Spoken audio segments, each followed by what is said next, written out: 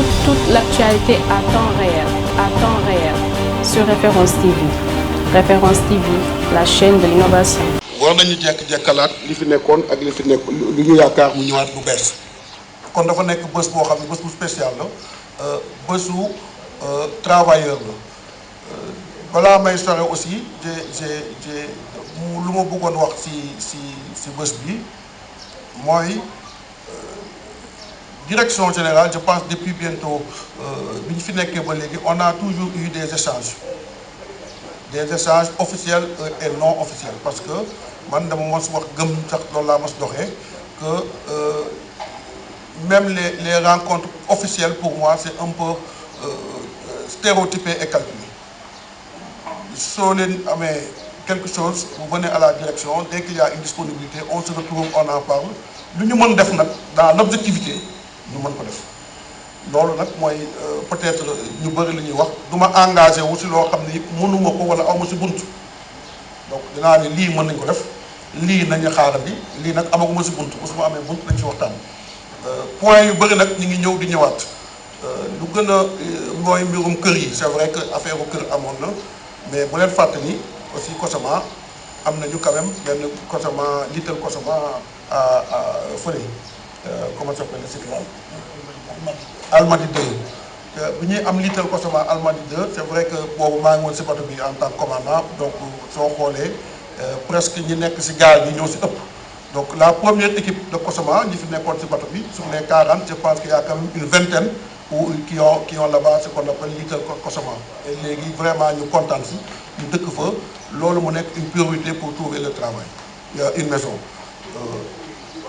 c'est vrai on avait au début essayé de trouver benn formule qui a marché qui n'a pas trop marché comme tu dis dans ton discours mais aussi kër dafa am loo xam ni dafa war d'abord ki bëgg kër wax wolof ñaa def ni kër yi mooy tax am kër au départ c'est vrai baax na baaxul nit ñaa ngi cotiser pour mën a am kër dem na benn jamono nag gis naa ni parce que y a un comité annexe qui est mis en place ku nekk naan sama xaalis dama koy jëlaat jox leen ma sama xaalis jox leen ma sama xaalis donc mooy soo bëggaatee kër léegi da ngay recommencer waat la nga defoon compagnie bi ñun ñëpp xam nañ li muy doxee xam nañu amul doole boo xam ni mën na jël en charge maison en main amuñu doole port amuñu doole structure yu koy def mën nañ ci jàpp nag mën nañu trouver ay solution demoon nañu benn engagement vraiment à un certain moment total où les équipes allaient sur place comme ni nga ko waxee mais dañu dem ci biir ñi d'accord ñu daloon na Almadies 2 foogoon naa ni loolu aussi di leen servir sur leçon parce que bi ñu tàmbalee wut këru Almadies 2 yi nii la demee woon mais maa si taxawoon tem ne ku bëgg na joxe poñe nag officier yi ne leen nañu teel a matal ndax amoon nañu xëy na kattan bu leen ko mayoon pour xool ndax li ñu doon wax nekk na wala nekkul amoon nañu bàyyi woon mais tey gis nañu ni toujours si nit lu muy dugg dina am ñuy d'accord dina am ñu dul d'accord na mbooloo bi xool li mbooloo bi gën a bëgg ñu boole ko def ko ñi si des suñu demee ba si biir suñu mënee fekk si ñu mën fekk si donc côté kër bi dinañu xoolaat luñ ci gën a mën a yokk luñ ci gën a mën a def pour vraiment loolu mën a nekk deuxième point important boo xam ni mën naa ko waxaat mooy la vente en ligne ama la vente en ligne ça fait bientôt 3 ou 4 ans ñu si liggéey mais aussi toog nañ fi 3 ou 4 ans ou 5 ans même yoo xam ni Cosama taxawul comme ni mu ko waree lu ko waral Covid jaar na fi après Covid jaar fi il y a eu 2 ans de turbulence où on n'a pas eu vraiment le maximum de travail mu am aussi l'arrêt parce que bu leen fàtte ni dañoo arrêté woon Cosama ne toog leen xaaral ni presque 10 mois doon na ni at la donc soo xoolee presque ñetti at yoo xam ni Cosama nekkul en plein régime loolu indi na que vente en ligne bi on avait repensé faire encore un nouveau système de vente et revoir encore billetterie bi système de billetterie parce que vous avez constaté qu'au départ commencé nañu woon am ay problèmes si le système de billetterie et quand on a fait bi ñu ko audité ba xool ko dañu gis ni informatique bi dafa dox ba nga xam ni li ñu defoon en 2008 ñu ñëw ba 2023 mu commencé am ay comme on dit comme ni nga wax sànq ay yoo xam ne ay mise à jour yu amatul dafa mel ne tey ku yor iPhone 4 bëgg ko doxal am na mise à jour yoo xam ne dootu ko amati donc loolu moo waral on avait repris la mise en place d'un nouveau système de vente après avoir sécurisé bi fi nekk pendant ce temps et ba ne ñu ngi siy liggéey du ma ni pare na vente en ligne bi mais jafe-jafe yi ñu si amoon yëpp dindi nañ ko seulement Orange Money rek la ñu amagum et dama ne woon li may bañ mooy génne Orange Money mu nekk benn concurrence déloyale donc ñu ngi liggéey ak Free ak Wave pour pouvoir dugg ci ñoom mais su nekkee bu Orange Money boobu validé nañ ko def nañu test yi ba xool ni loolu mën a dox mais commencé di jaay billet ne Orange Money kese la ñu def ak àdduna bi léegi nu mu tëddee day mel ni dafa am favoritisme bu ñu def Orange Money donc ñu ngi liggéey ak Wave je pense que Wave presque sore nañu parce que ñoom gis ngeen Wave lu ñuy liggéey ñoom dañu bëgg ñu jël site bi dugal ko ci ñoom ba nga xam ne comme ni ngay fayee canal ni ngay fayee ñëpp soo duggee am bu ko sama si biir c'est une bonne chose mais loolu aussi dafa laaj un peu de technicité parce que vente bi ñuy def ñun il faut que mu am un peu de technicité et nos informaticiens yi nga xam ne ñoom la ñu jox pour ñu liggéey affaire boobu ñu ngi si xool naka lañ ko mën a adapté parce que vente en ligne bu fàtte aussi day nekk vente automatique kii jaay fii kii jaay Ziguinchor ak kuy jënd yëpp mën a enchaîner donc loolu lañu mais côté vente en ligne vraiment je pense que c'est un dossier déjà qu'on peut lancer mais suñ ko lancer Orange Money rek moo ci doxagum ah d'ici quelques mois je pense qu'on pourra le lancer pour que effectivement c'était une vieille doléance sur la vente en ligne mais je ne pense pas que ça puisse comme tu as dit impacter les uns au contraire ça va alléger le travail parce que nit ki aussi ci loo nekk nga mën concentrer wu si autre chose et mën même def un autre transfert ailleurs moo gën am importance loolu dérangé wu ñu loolu dérangé wu ñu vraiment pour la vente en ligne su ma mën wax si beneen point bi ngeen souligné boo xam ne vraiment bëgg naa si am joxe tuuti leeral mooy seen intérim ak journalier de Ziguinchor xam nga c'est vrai le syndicaliste défend toujours le travailleur seen intérim dafa nekk dans la création de COSAMA on avait opté fi lañ ko fekk qu'il y ait des intérimaires sur yenn postes je pense que ñun bi ñu ñëwee ba léegi on a essayé autant que peut se faire à chaque fois qu'il y avait une disponibilité ne nañ jël si ñi nekk seen intérim dugal leen donc ñi nekk seen intérim dugal nañ leen biir COSAMA c'est vrai une bonne partie am na ñu nekk en cours aussi am na ñu nekk en cours il y a un programme qu'on avait mis en place am na sax ñu jógee seen intérim dem si gaal yi maintenant je le répète toujours xëy na déformation la mais dama ne ndimbal da siy fekk loxol borom man bi ma nekkee si gaal yi j'avais ciblé constaté ñoo xam ne ñoo nekkoon suñu day tuddee ñu nga xam ne chaque jour gisoon naa leen comme ñun ñëpp ñoo ñëwoon woon c'est vrai que ñoo ëppoon chance teel a dugg parce que côté ancienneté ñëpp a ci tolloo woon lu ko waraloon nag du parce que dama miin kii wala dama xam kii wala ni deux choses la benn chose mooy gis naa ni farlu la ñu woon seen liggéey bëgg nañ ko ñi laajoon formation defal nañ leen formation parce que chaque année ñu ubbi formation nit nag mënoo ni dama bëgg avancement waaye bëgguma dem formation du ma góorgóorlu sama liggéey ku bëgg dara def dara day waxante dëgg mënoo ni rek dama fiy toog parce que yàgg naa fi yàgg dañ ma jox man duma fonctionner noonu da ngay liggéey ñu gis ni liggéeykat nga ñuy suñu ubbee formation sa morom mi dem nga dem mais sa morom mi dem nga toog ba pare bëgg avancement loolu mënut nekk day waxante dëgg da nga def option ne yow bëggoo avancer kon da ngay toog fi nga nekk bañ sonal kenn loolu moom mooy en tout cas idéologie boobu man moom laa doxee ku bëgg avancement da ngay góorgóorlu ci li nga nekk ci sa liggéey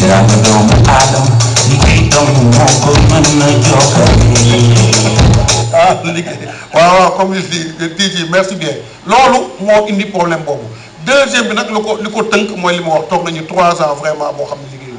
bon maa ngi ciy sant nag vraiment tous les collaborateurs tout le staff on a pu il faut le dire maintenir effectivement une stabilité au niveau des paiements de salaire te ñëpp joué nañu seen rôle vos représentants sont venus on a fait une équipe de choc on a rencontré les ministres à l'époque on a vraiment tout fait pour garder cette stabilité ba nga xam ni malgré li fi xewoon coono yi amoon yëpp continué nañu ne au moins fay salaire yi loolu quand même il faut le reconnaître te loolu lu ko indi mooy waxtaan déggoo objectif boo xam ni ñun ñëpp ñoo ko am bokk mooy pour ak société bi gën a dem kanam côté boobu vraiment maa ngi ciy remercier quand même toute l'équipe ak taxawaay bi si gars yi taxaw parce que du Cosema kese c'est-à-dire la direction technique mais aussi les travailleurs et quand on a voulu vraiment mettre en place là ils ont été présents donc c'est pour dire que de toujours revendication mais aussi participation amoon na beneen point bi nga xam ne bëgg naa si wax tuuti mooy journalier yi surtout à Ziguinchor journalier amoon na Dakar mais je pense qu'on a inhibé les journaliers lu ko indi comme tu as dit c'est le taux de charge par rapport au temps réparti mais c'est périodique donc normalement xëy na léegi la usine bëriwul mais bu soo suñ usine bu amee ñi mag yi ñoom kii fàttali nañu ñi dëkk boobu Pikine il y avait toujours des recrutements de journaliers en fonction de la saisonnalité des travaux ak liggéey bi fa am Ziguinchor dafa am période de mango on a besoin de journaliers maintenant c'est vrai est-ce qu'on va les prendre en permanence ou pas kooku waxtaan ak seet ba gis ay bunt lu koy mën permettre tëjuma bunt si loolu mais il faudrait que à chaque point man bu ñu posé suñu si gisee bunt bu normal bu viable rek on va y aller te loolu lu koy indi mooy toujours statut Cosema dañu nekk ba léegi boo xam ne dañu am ndimbal boo xam ne état moo ñu koy jox donc loolu moo waral ñu ubbi volet jéem a demal suñu bopp avec le transport de cajou bu ñu def Ziguinchor et dans la sous-région ak Djilor ak Diogué boo xam ni tant soit peu barki démb commandant Sarr dafa dem Lomé ak le Djilor ñu demee ñu fekk fa seen naataango ñu nekkoon ISEM Maroc ak ñoom fi ñu jàngee et ñu ne vraiment kontaan nañu bu gis ni ay sénégalais am nañu seen i compagnie ba ñuy jógee di def ay route Dakar Lomé bi ñu demee Abidjan aussi ñu fa amoon ils ont trouvé la même chose comme tu as dit c'est une fierté aujourd'hui que dans la sous-région au moins Cosema commencé dugg si le secteur du transport maritime dugg boobu nag commencé laay wax parce que dafa rëy lu ko indi mooy y a le pétrole y a le gaz lu ko indi mooy au moins on va dire 30 à 40% du personnel yu nekk Cosema xam nañu transport de pétrole transport de gaz parce que ñun ñii sax si loolu liggéey balaa ñuy ñëw fii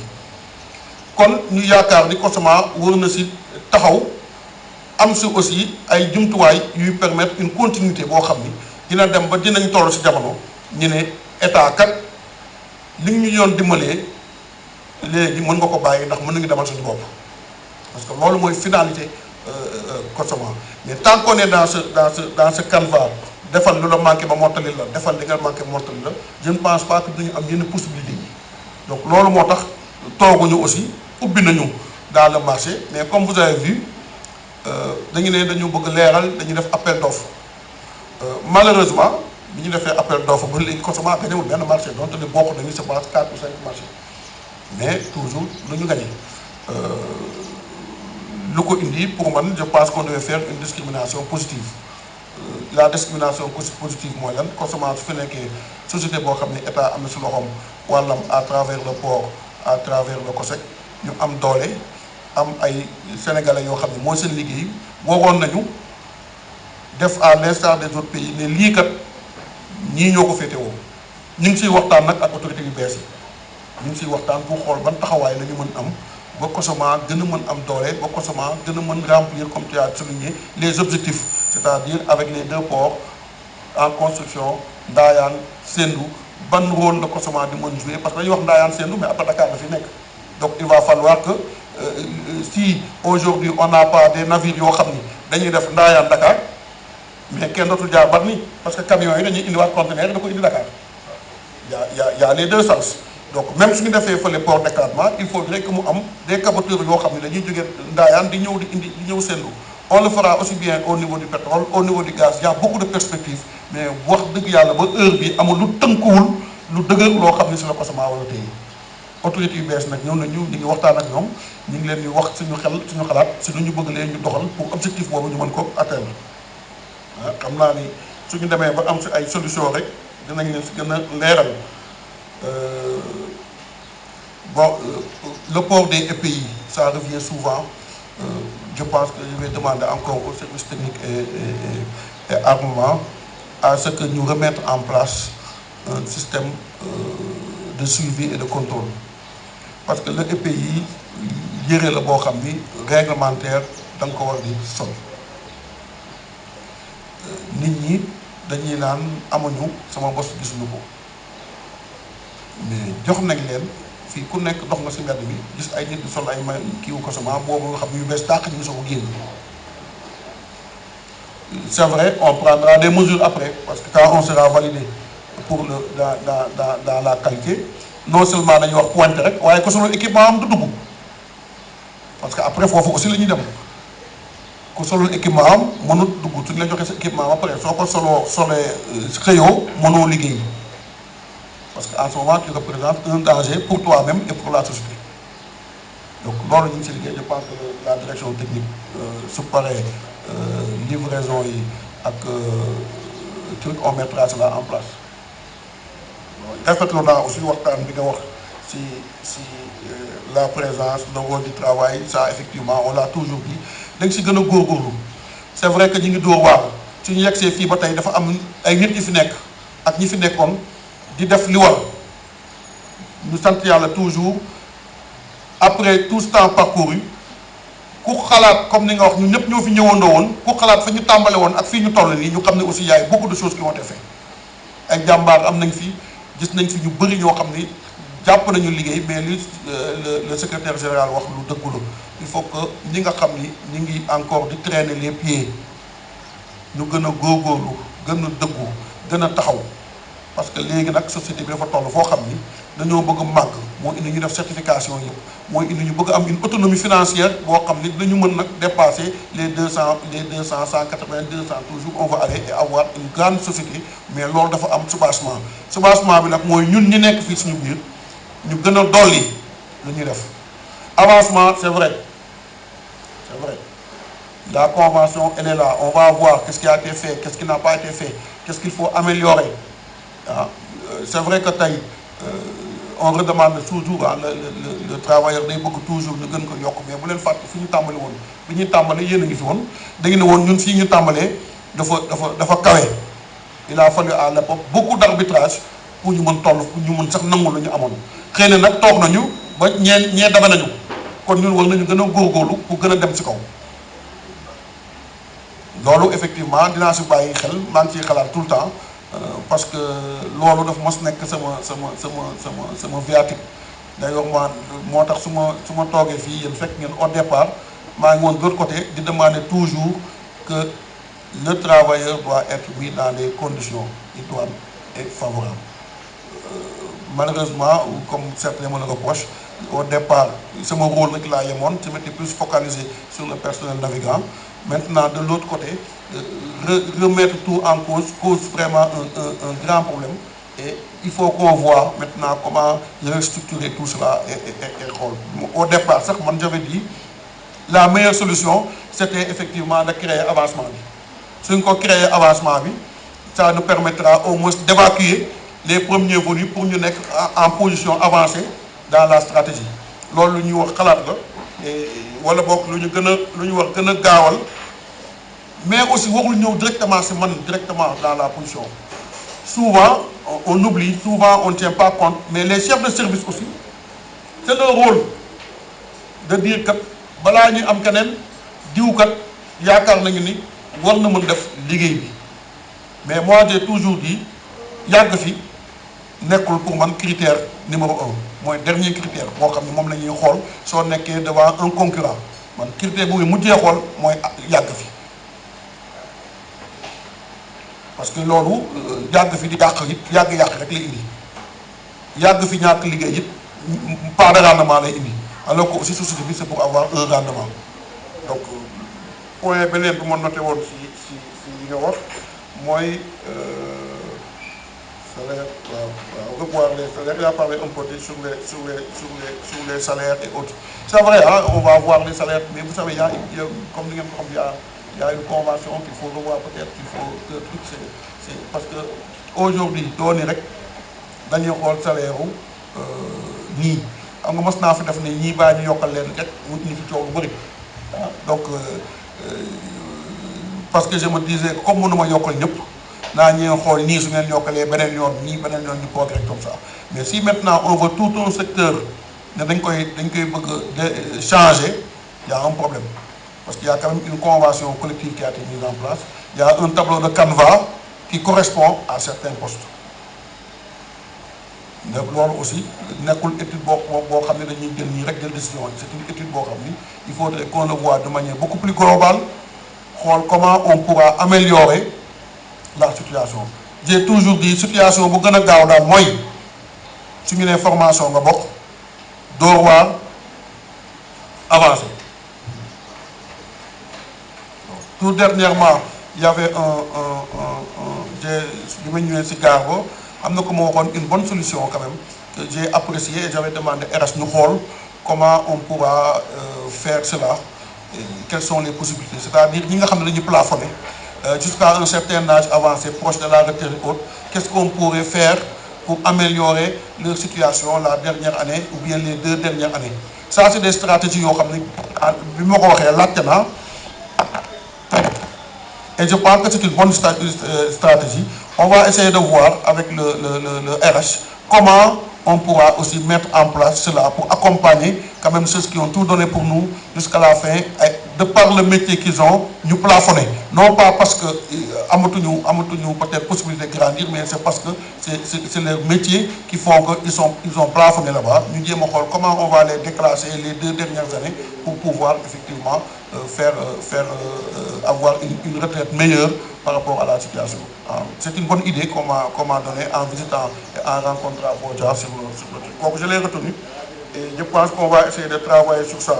Toute l'actualité à temps réel sur Référence TV. Référence TV, la chaîne de l'innovation.